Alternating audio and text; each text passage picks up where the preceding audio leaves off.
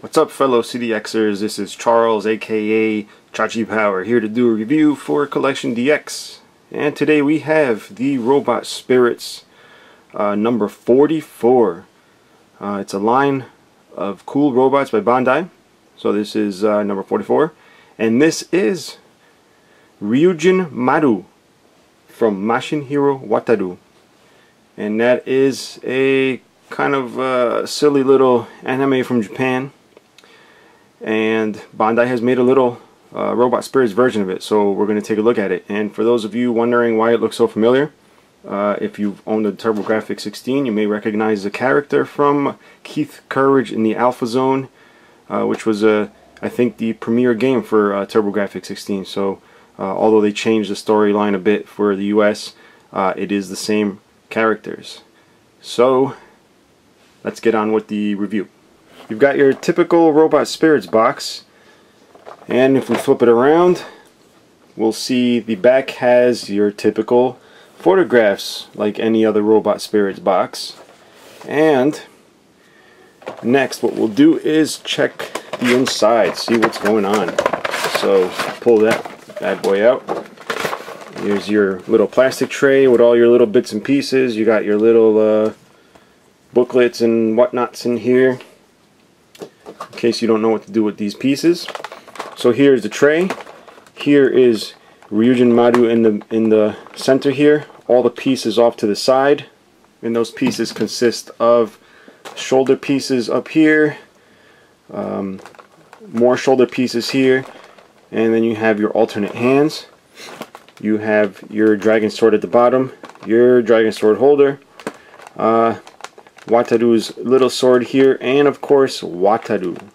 So we'll go ahead and get started with Wataru here. Try and give you guys a little background on the story, and this gives you a sense of scale with my huge hands and this tiny little guy. On his way to school, apparently he ran across some jewels that he picked up without knowing what those jewels were. Believe he has one hanging from his neck there. But it was like a necklace full of jewels, and he had made a clay robot at school. And to make a long story short, he placed those jewels around the neck of the clay robot, and BAM! Turned into this guy. This guy being Ryujinmaru. Now you'll see the beads also carry on to the robot. So when trouble's around, Wataru can call upon him by holding up his sword, and in that process he ends up docking with the robot. However, you'll notice there is some slight differences from what you saw in the beginning. If you were paying close attention, you'll notice that the shoulder pieces are different. This is what he looks like before he's docked with Wataru, and after that whole process of docking, he basically powers up, and these things come off, not like the way I'm taking them off, they just change. But you'll see the set comes with detachable pieces which you can upgrade. And once the docking is complete, you'll see he has upgraded to new shoulder parts. These claws end up shooting out and folding over the side, which aren't recreated in this figure, but you get the after effect of it.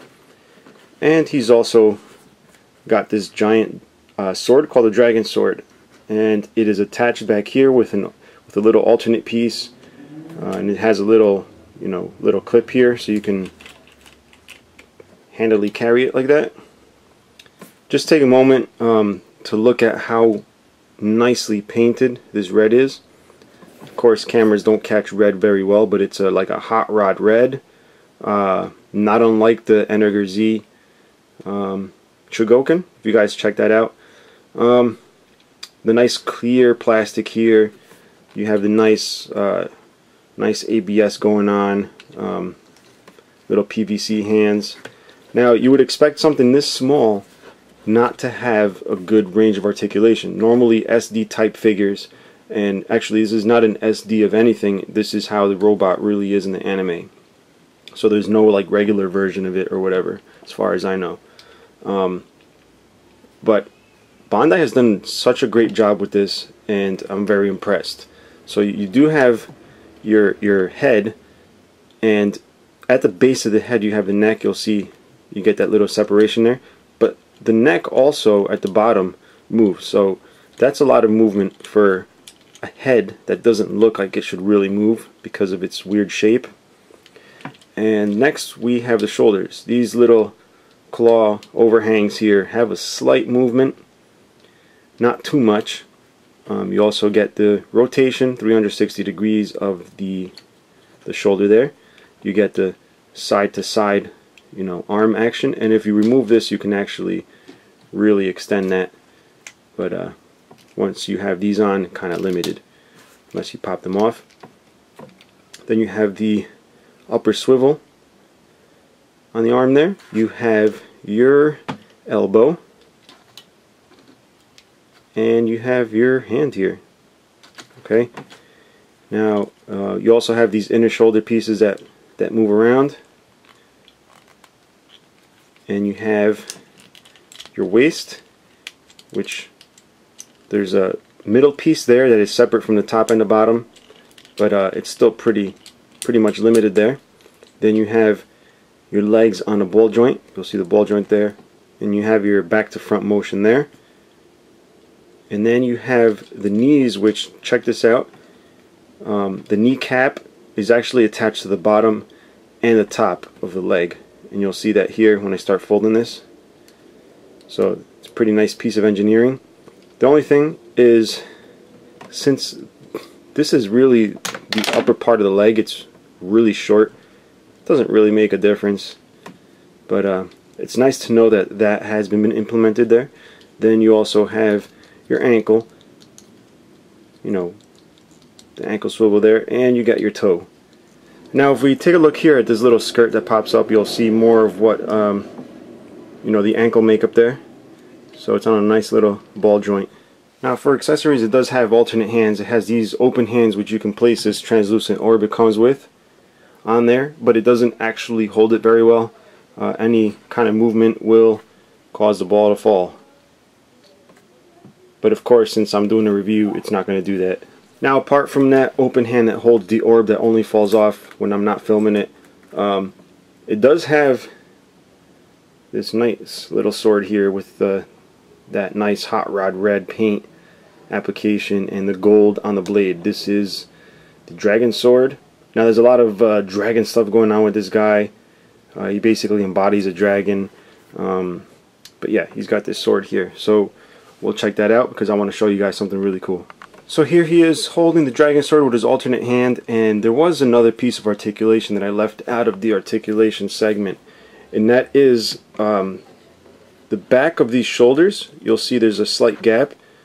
You get this movement here which opens up, and what that allows you to do is hold the sword above his head. Gotta wrangle with it a little bit, but look at that.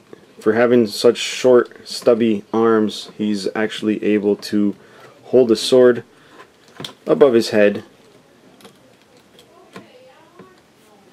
I think that's really cool. So what's this bundle of robot stumping that's going to set you back? It's going to run you about 40 bucks, give or take a couple bucks plus shipping. It's not cheap, so you have to really be a big fan, or just really like the whole you know, aesthetic and everything. But I did want to thank Angles for sending this over so we can do the review for you guys to check it out.